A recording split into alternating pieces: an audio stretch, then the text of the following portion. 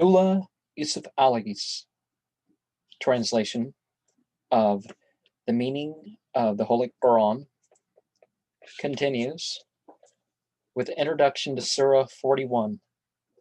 Fusilat or Hamim. This is the second of the series of 7 Suwar bearing the abbreviated letters Hamim, as explained in the introduction to Surah 40. To prevent confusion with other surahs of the Hamim series, the word Sajda is sometimes added to the title, making it Hamim al-Sajda, the double title being necessary as there is another surah called al-Sajda, Surah 32.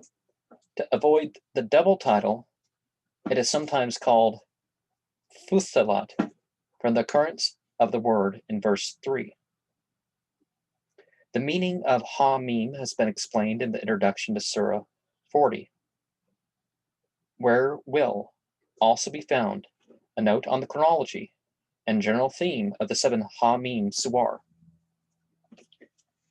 For this particular surah, the theme is that the basis of faith and revelation is Allah's power and goodness, and the fruit of both is man's righteousness and healing. Gender neutrals here, we're talking all humanity, right? Summary of verse 1 through 32. What is revelation and faith? And what is man's attitude to both? And what are its consequences? 33 to 54. The fruits of faith and unfaith, truth and falsehood. And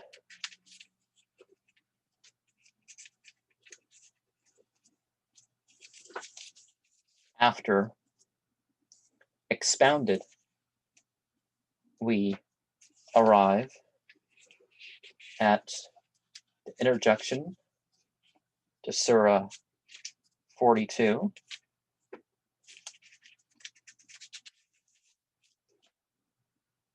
Al-Shura.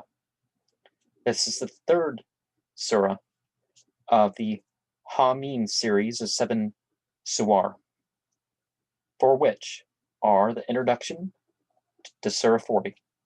The theme is how evil and blasphemy can be caused by the mercy and guidance, can be cured by, need more light right now, by the mercy and guidance of Allah, which came through his revelation. Men are asked to settle their differences in patience and mutual consultation, like in verse 38, which explains the title of this surah. Summary of 1 through 29.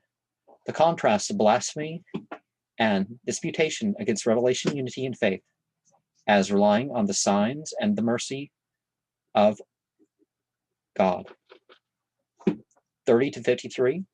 Evil comes through men's own deeds, of which they cannot avoid the consequences, but guidance comes through God's mercy and revelation.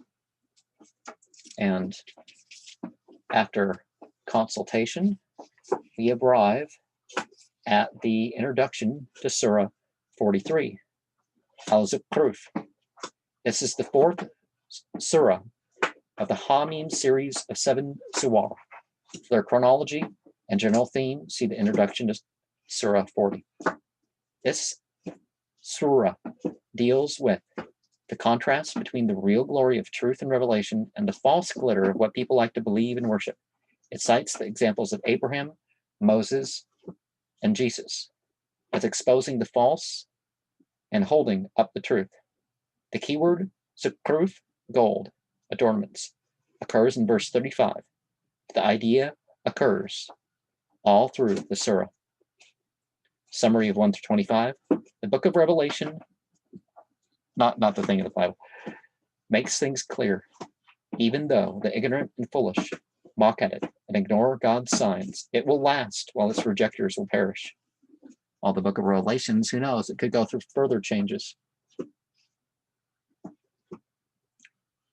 So, not that book. 26 through 56. Abraham exposed the falsehood of traditional worship, for merely being a tradition. The glitter and adornments of this world will not last. What was the end of Pharaoh in his arrogant fight with Moses? That's 26 through 56. And 57 through 89.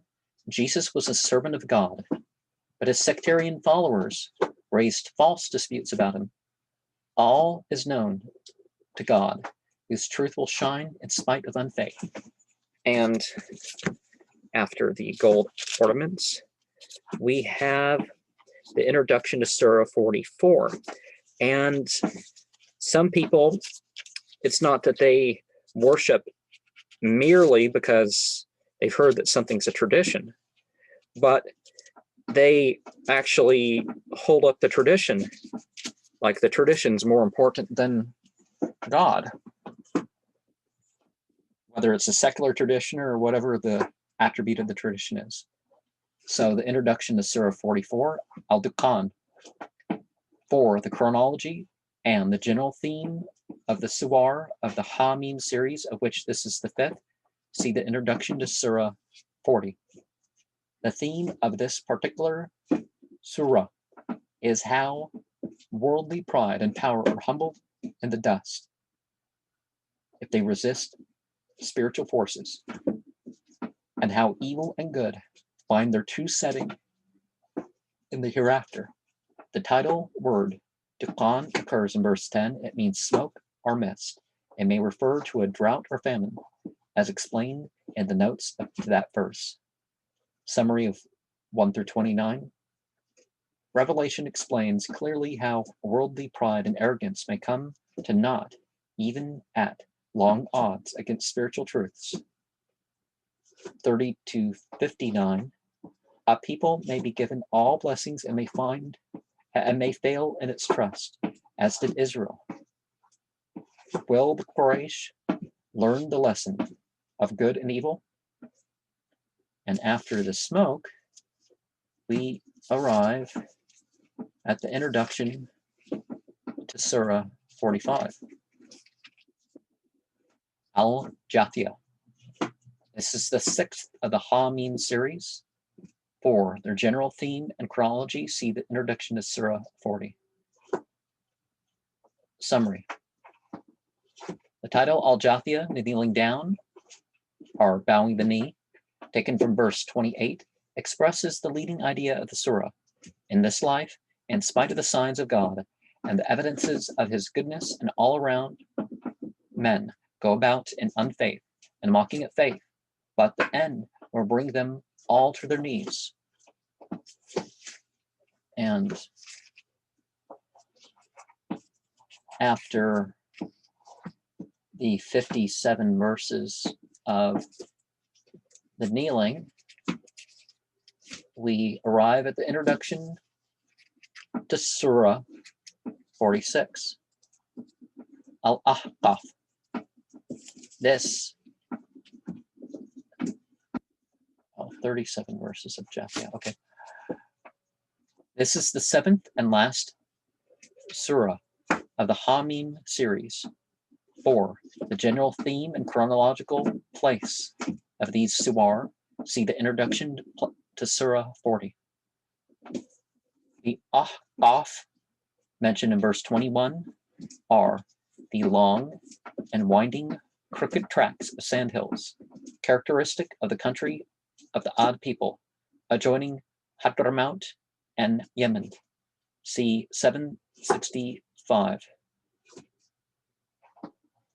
These people had at that time probably a fertile, irrigated country, and their sins brought on the calamity mentioned in Surah 46, ayat 24-25. The lesson of this surah is that if the truth is challenged, the challenge will be duly answered, and the truth vindicated. Summary of 1 through 35. All creation has a purpose behind it. Truth and revelation will be vindicated, and those who question it will be undone by the very means which they set such store. The righteous should wait in patience and constancy. And after the sand hills, arrive at Surah 47. Well, the introduction is Surah 47. We have examined and followed. Muhammad our Obacto, is that what it's called too?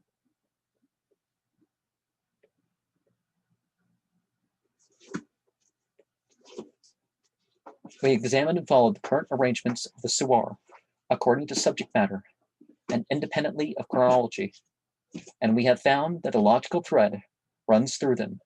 We have now finished more than 5/6 of the Quran. The remaining 6 consist of short Suwar, but these are again grouped according to subject matter. We begin the first of such groups with a group of 3 Suwar, 47 to 49, which deal with the organization of the Muslim Ummah or community, both for external defense and in internal relations. The present surah deals with the necessity of defense against external foes by courage and strenuous fighting, and dates from about the first year of the Hijrah, when the Muslimin were under the threat of extinction by invasion from Mecca. Summary of 1 through 19. Aggressive hostility to faith and truth should be fought firmly, and God will guide. 20 to 48. Faint-heartedness condemned. Those who strive and those who turn away will be sorted out. And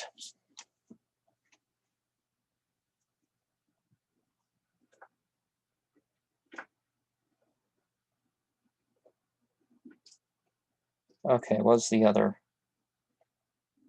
It's called the fighting.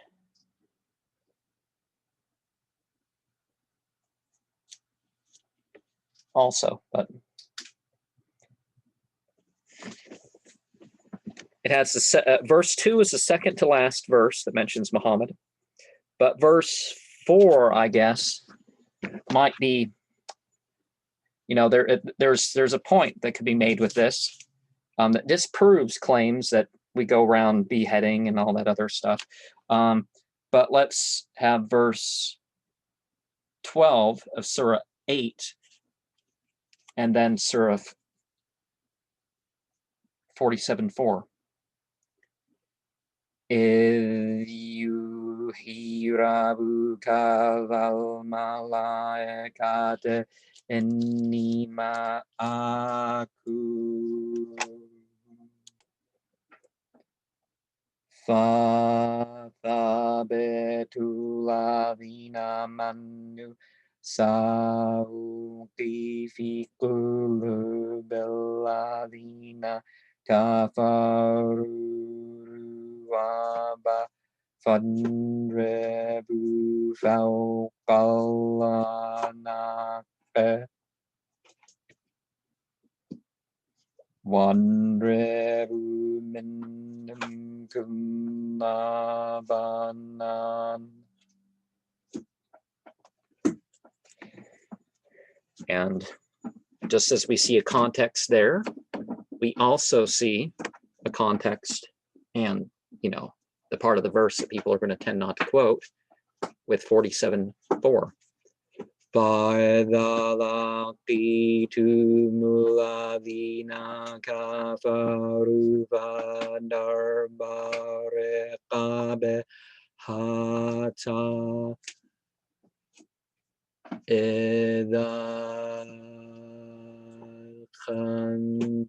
أثخنتموهم فشدوا الوثاق فإما منا بعد وإما فداء حتى تنتهي الحرب أوزارها ذلك ولو يشاء الله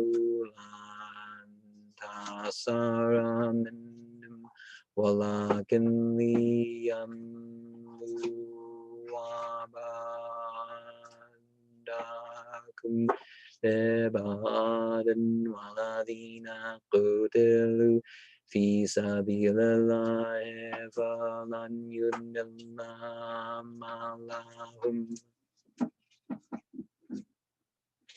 And say, it's always a battlefield thing. It's always a self-defense thing. It's not.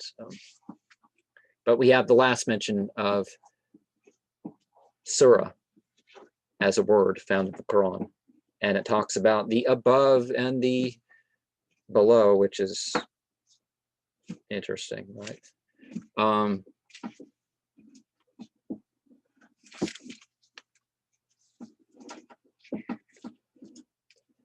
But after that, we arrive at the introduction to Surah 48. This is the second group of the three Medina Suwar described in the introduction to Surah 47. Its date is fixed by the mention of the Treaty of Hudaybiyah, Dhul Qa'ada al-Hijra, year 6, or February 628 of the Vulgar Era. And you might also want to look at Surah 9:13. Al-Hudaybiyah is a plain, a short day's march to the north of Mecca, a little to the west of the Medina-Mecca road. As used in the Prophet's time, 6 years had passed since the Prophet had left his beloved city, and it has been in the hands of the autocracy. But Islam had grown during these 6 years. Its qibla was towards the Kaaba. They had tried to attack Islam at various times and had been foiled. By Arab custom, every Arab was entitled to visit the sacred enclosure unarmed, and fighting of any kind was prohibited during the sacred months. See 194 and see the beginning of Surah 9 also, which included the month of Dhul Qa'ada.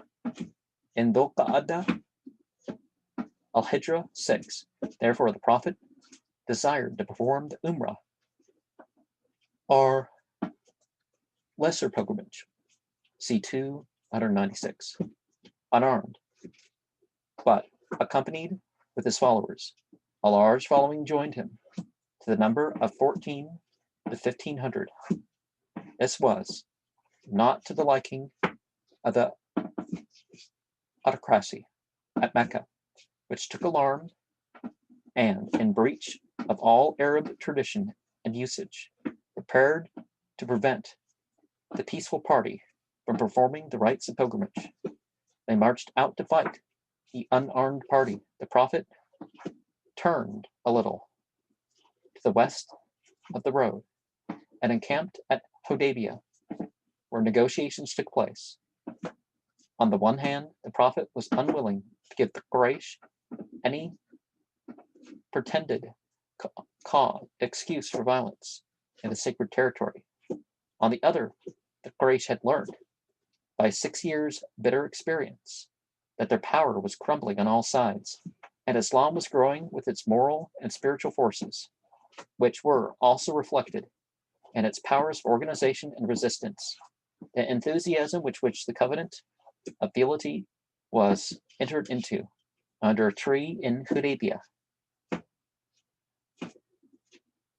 18. By that great multitude, united in devotion to their great leader, was evident of the great power which it commanded, even in a worldly sense, if the Quraysh had chosen to try conclusions with him. A peaceful treaty was therefore concluded, known as the Treaty of Hudaybiyah. It stipulated that there was to be peace between the parties for 10 years, that any tribe or person was free to join either party or make an alliance with it, that if a Quraysh person from Mecca under guardianship should join the Prophet without the guardian's permission, he or she should be sent back to the guardian. But in the contrary case, they should not be sent back. And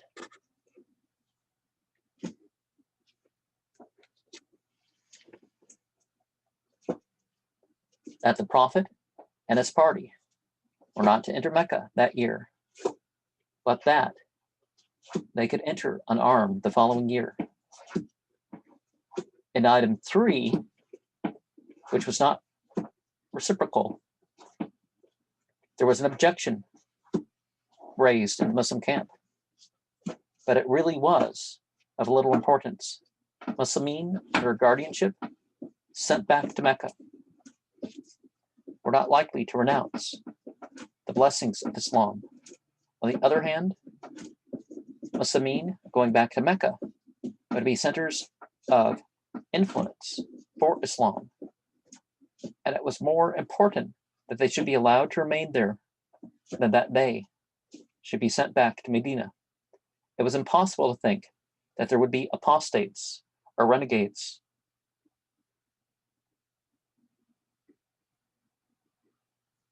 to the polytheists.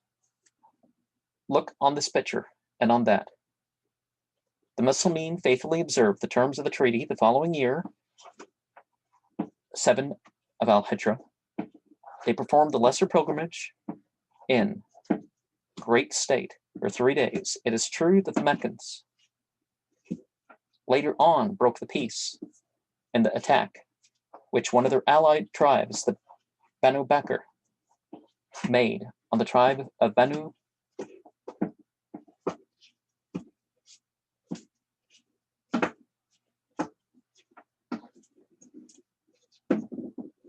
Khuza'a, who were in alliance with the Prophet. But this led to the conquest of Mecca and the sweeping away of the autocracy. Meanwhile, Hudaybiyah was a great victory, morally and socially, as well as politically, and its lessons are expounded in this surah, as the lessons of Badr were expounded in Surah 8, 42 to 48, and of Uhud in 321, 129, and also 149 to 180. The summary, verses 1 through 29. Victory comes from cool courage, devotion, faith, and patience as shown at Hudaybiyah. Therefore, remember God and follow his prophet. And I can't help but think that maybe there's 3 verses I want to expound upon from the victory, or at least share. We have 10. Inna ladhina yubayyi'unaka innama yubayyi'una Allaha yadullahi fawqa aydihim faman nakatha fannama yankuthu ala nafsihi waman awfa bima ahada alayhi فَسَيُؤْتِيهِ أَجْرًا عَظِيمًا. And the other verse of the pledge is verse, sorry about that turtle there in the background and all that stuff, is 18. لَقَدْ عَنِ اللَّهُ عَنِ الْمُؤْمِنِينَ إِذْ يُبَيِّعُونَكَ تَحْتَ الشَّجَرَةِ فَعَلِمَ مَا فِي قُلُوبِهِمْ فَأَنزَلَ السَّكِينَةَ عَلَيْهِمْ وَأَثَابَهُمْ فَتْحًا قَرِيبًا. And Ayat 29 has every, it has the Hamza, it has every vowel mark, it has every letter in the Arabic language, so it has every sound in Arabic.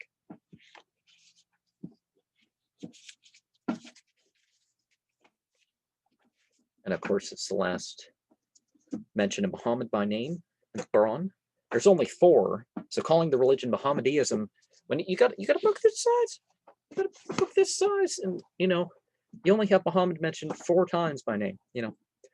Muhammadur Rasulullah waladina ma'ahu ashennahu alal kufari ruhamahu bainahum tarahum rukan sujadan yamtanguna fadman minallahi wa ridwanan simahum fi wujuhihim min athari sujud dhalika mathaluhum fil tawrati wa mathaluhum fil injili kazarin rajashat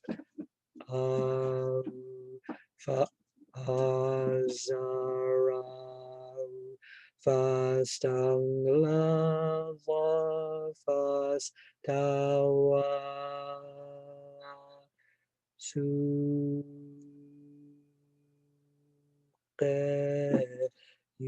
يعجب الزراع لبغي ربهم الكفار والذين آمنوا وعملوا الصالحات منهم مغفرة وأجرا عظيما. So you end up with 28 regular letters. You got the Hamza, and you have the and U. So sort of a 32 thing going on. But we arrive at the introduction to Surah 49, Al-Hujurat, the chambers. This is the third of the group of 3 Medina Suwar, which begins with Surah 47. See the introduction to that surah. In subject matter is the manners to be observed by the members of the rapidly growing Muslim community among themselves towards its leaders. The keyword Hujurat, chambers, occurs in verse 4. Its date is referred to the year of deputations, Al-Hijra 9, when a large number of deputations of all kinds visited Medina to offer their allegiance to Islam. Ayat 1 through 18. A community must show its respect to its leader in all forms of behavior. Quarrels are unseemly and should be composed. Manners spring from morals, and mutual respect and confidence are a duty and a privilege in Islam. And the introduction to Surah 50. Qaf. We now come to a group of 7 Meccan Suwar, 50 to 56, dealing with Allah's revelation through nature, through history, and through the mouths of the prophets, and pointing to the hereafter. We saw that the last group of 3, 47 to 49, dealt with the external and internal relations of the community when formed. In the present group, our attention is more particularly directed to aspects eschatological, the future before us when this life is done. This particular surah belongs to the early Meccan period. After an appeal to nature and to the fate of wicked people in history, it removes, as it were, the veil. See verse 22, from the future after death. The summary, verse 1 through 29. Skeptics can look up to the heavens above and the nature around them, as well as to the fate of sin in the history of the past. Will they doubt Allah's revelation when the veil is lifted? And I'm going to break this for the next 10. Assalamu alaikum wa rahmatullahi wa barakatuh.